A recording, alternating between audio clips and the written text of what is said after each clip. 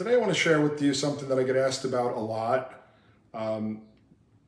Number one, it has to do with this hand position when razoring, being able to elevate and do what we call overhand razoring. So meaning I'm holding the hair with my knuckles kind of facing the ceiling, so to speak. And then also how to, use the razor more for long hair. I think people can pretty easily see the benefits for bobs and for short hair and pixies and things like that. But honestly, for me, one of the best and most salon-friendly ways of using the blade is on longer hair. And it's in a situation like this where, let's say the hairs are previously been layered in a nice technical shape, either with the scissors or the razor. The end has been cut into, whatever type of long layer, is a concave long layer or something like that. But it's still not giving you that life and that texture and that modern movement you're looking for. Or, someone's come back and they just saying, hey, I don't want to lose a lot of length. Is there a way to do something a bit more invisible, I guess is the word we used to use a lot of. So you can see, here's a very clear illustration. So these ends of these hairs are layered, but you can see how thick and dense it gets from here to here. So there's texture and separation on the ends. And when razoring or point cutting, you could maybe go a little bit stronger than that, but very rarely would you go all the way in here. So what's beautiful about this is that I'm adding these shorter kind of invisible layers, 4, 5, 6 inches behind the ends of the hair without overly compromising the density or the length of the hair. All right. So I'm going to do this it's a really simple lesson. I'm working through panel by panel. I don't want to take tons of very, very fine section. I took 3 sections. I tried to make them kind of point a little bit towards the bottom, just so that I would be picking up more hair at the top and less at the bottom to respect the outline. So they were like kind of slightly pie-shaped, slightly pie-shaped, slightly pie-shaped. Again, elevated to a length where they're kind of organized and you can clearly kind of see through the hair. Turning, now let's talk about this movement here. I think a lot of people, it's not a natural thing. I call it backhand razoring. It's being able to take the razor. First, we learn how to hold it, and I teach that in many, many lessons, including on our HB Live Academy platform, Razorcraft, and we just filmed a bunch of mini lessons, holding it like so. And normally we learn to kind of razor a lot of this stuff where we're kind of holding at lower elevations and we're doing lines and things like that. But one of the things that sometimes people find kind of unnatural or hard to understand is overhand. So I'm coming out and going like this, and then I'm just turning my hand so the blade goes towards my hand and working. I'm not holding it in any different way. It's just instead of going like this, I'm literally bending my elbow and going like this. Let's do that again in this next panel. I'm going to close my razor. You won't see me close my razor on every section. Because I don't find it necessary and I find that it would take forever. But especially with long hair that I know that's been kind of combed together in a section for a while, like we have here, I just came in and pre-sectioned this into 3 panels. One from the top of the occipital bone down, which is the outline. One from the top of the occipital bone to kind of like middle of the ears, which is the meat of the layers. And then the face frame. And again, all this has previously been cut. I mean, it's a mannequin, so it doesn't grow, but it was cut maybe a week ago into a classic long razor layer, which is a great technique. But if you wanted to go lighter, you could either do this like as your second approach after you've already technically layered it, or like, as I said, someone might come back and feel like, they want a little bit more out, or they want to change it to get it more contemporary, get more movement. Today I'm using some of the Goldwell Curls and Waves products. First thing I did, I probably could add a little bit more here. I use this as kind of my cutting lotion, which is the hydrating serum. I love this. It's kind of like an oil base. Number one, I find it's great with razoring. It helps to kind of get the blade sliding through the hair nicely. And then number 2, it really helps to kind of add that moisture and oil to the curl and the texture. And then the second thing I put in was like a little bit of a hydrating cream. All right, so very simply, if you wanted to, just to keep it clean, you could clip this area off so you don't pick up too much of that. I'd probably lower my guest down a little bit. Now again, I'm gonna start in the center. Let's get the razor. There's already pre-existing layers on the ends of the hair. I don't feel like I need to now go as much pie shaped as I did on the bottom. That was more just about respecting the outline. So I'm just taking a simple vertical section, about a good 1 inch thick here at the very least. Bringing this up and finding the angle that was cut in technically. And at this point, it should be a little bit shorter towards the front, longer towards the back. Now we look and we see all this thickness here. So we come in and we go backhand.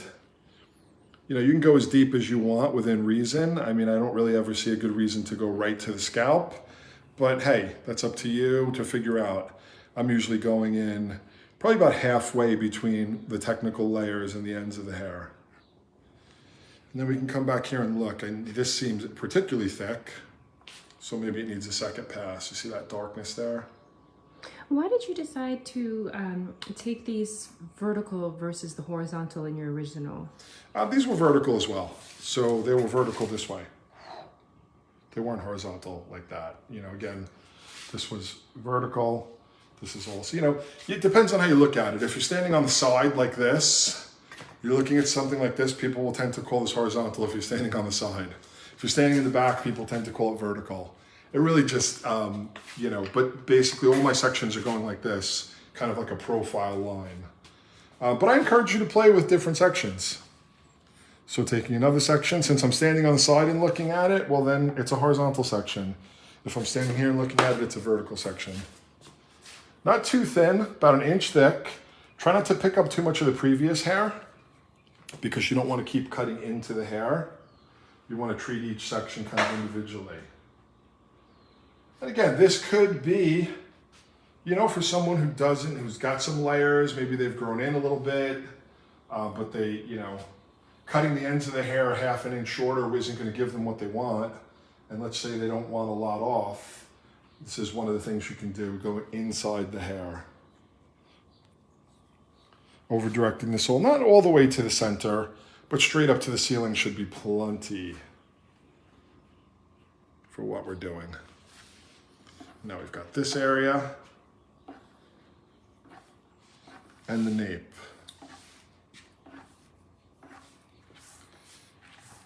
Really gonna lighten up that hair.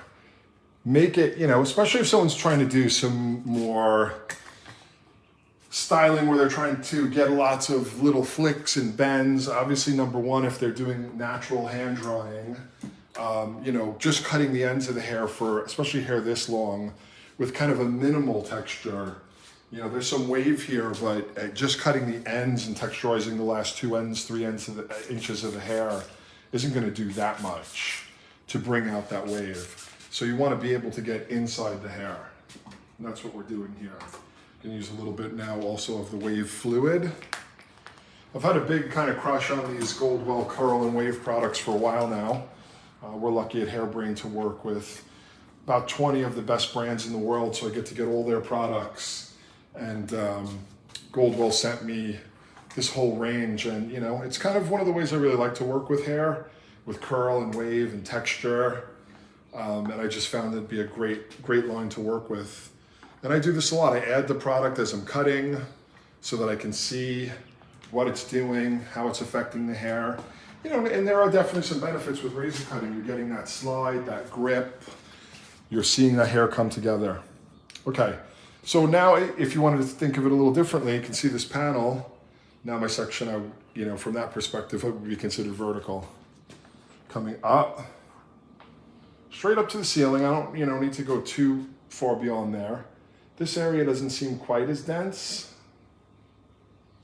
but then we get back in here and it tends to be denser. You know, one of the tricky things here is to try to get that razor as vertical as you can. So really kind of coming around and letting it shift within your hand. If it's a little bit on an angle, it can pull the cuticle. So getting it with the grain of the hair. You know, whenever you're razoring, if you want to have the least amount of friction on the hair, which sometimes we like friction, sometimes we don't. Here, I don't really want a lot of friction on the hair. I just want to kind of plug in some space. So I want to get that blade as vertical as I can. If I feel like I'm losing tension, which I was towards the back, I stop, recomb, and work again. Now again, there's already a shape on the ends of the hair, and I want to try to respect that as much as I can. So, you know, not overdoing it. Knowing how much it's going to take out this solidity that's right in here without overdoing it. Come through and see that we still have that shape on the end. So simple and effective. You know, definitely some hair coming off, but coming off inside the hair, inside. And look at that. I mean, I worked with this mannequin last week or 2 weeks ago on a lesson, and I can tell you right now, at this stage, I didn't see as much of this curl and wave. You see that? When you release weight, you allow hair to express itself. That's, you know, to me, that's what layering really means. There's a lot of ways to release weight. So here we're doing a form of layering. Now, it helps if there's a shape on the ends. I mean, if you just kind of do this and there's no shape there, you know, you're still going to have something kind of random. So whatever it may be, whether you go through with your scissor, and there's even versions of doing this with a scissor, whatever tool works for you. I'm not, you know, a tool specific person. I like to be able to work with everything. Again, a little bit of the hydrating serum. It's kind of like an oil-based product. I love this stuff from Goldwell. And, you know, I will, as I said, this form of hair cutting, I love to do it with product in the hair. I feel like it's a big part of what we're doing. Sid Sutong is with us, and he's wondering, what are some basic tips for using the razor for the first time? Holding it safely. Yeah, I mean, first is learning how to, what I call, if you're going to use this type of razor, how to lock and load, which is the way that I hold it. I'm going to wipe some product off my hand. Excuse me for a moment. You know, I've got plenty of videos that show this, but I'll show it again. You know, there's nothing natural about grabbing this, and it is a little different. I know Sid's a master barber, and it's a little different from shaving the face, at least because, you know, I have a barber's license and I was taught very differently how to hold it with shaving. But I put it like so, open it, grab the tang, make a peace sign. You don't want to go deep like in the third finger or anything like that. And then you want to go all the way to the base here. You don't want it out here, all the way so it's completely stable. Thumb goes on one side and pushes it around until it's totally vertical. Then I usually peel back the handle a little bit more, put my fingertip on the other side so I've got like a pinching motion, and I can learn to, again, you wouldn't want to shave this way. You know, this kind of these different kind of strokes. You're not doing this when you're shaving. It's a different, almost like a tickling motion. Then the way that most people cut themselves is when they're combing, not cutting. So just because the blade touches you doesn't mean it's gonna gouge you. You know, it's that when you're combing and making like lateral movements. So learning how to pull the blade very far away from the comb, and this is what I call the lock. Take your pointer finger, lock it, pull it all the way back. Reach out with your 4 other fingers very far. So there's a big space between the razor and... Look, if I put my pointer finger, look where the razor is. It's closer to everything. Flesh, hair, comb. I want it far away from flesh, hair, comb. That's the first lesson. Second lesson is these come with a temporary guard. It's like a plastic guard that you can slide over.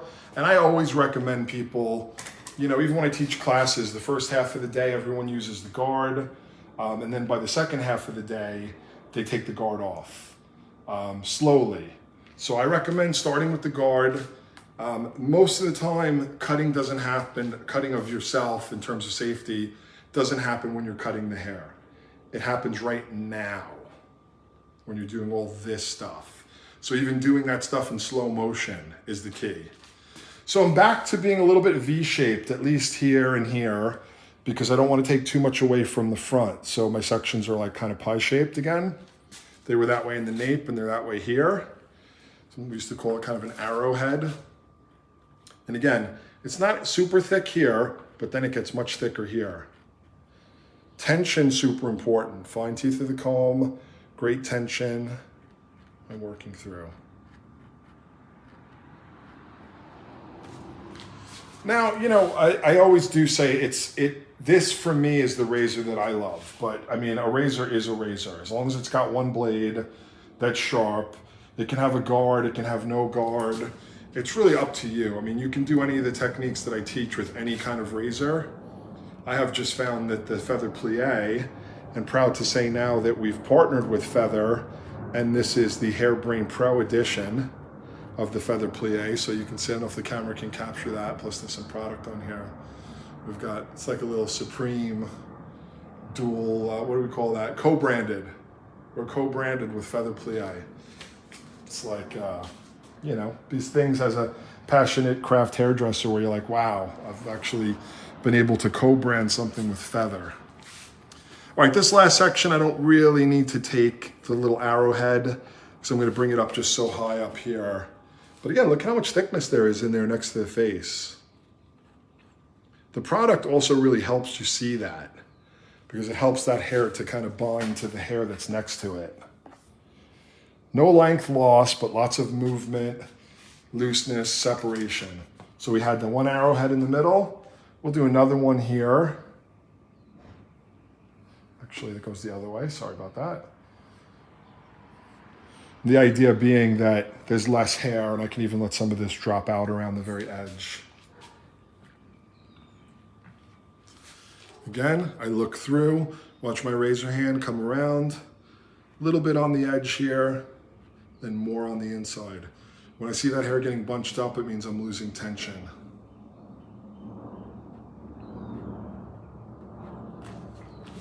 And this last section, I feel like I can just take all the way up.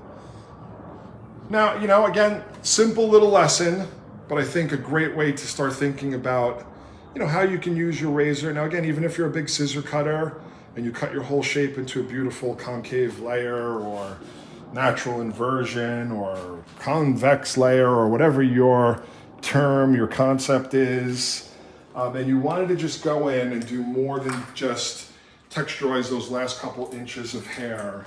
You want to work inside the hair. You can go through, I just chose to break it up into these very simple panels that I thought would really complement the haircut. Now this was cut as a classic razor long layer with a V-bang. That was the technique I used here. So when I actually put the shape in, it was an edge stroke, actually it was a bias stroke, diagonal stroke, creating a face frame, over directing the hair strongly forward. Same on the other side, and then a little V shape in the middle. Very, very simple and effective. But again, this hair, this Nadine mannequin is very dense. The wave is very kind of subtle, to be quite honest. And I felt, as soon as I was finished with that lesson, I felt, well, I want to go to the next level with it.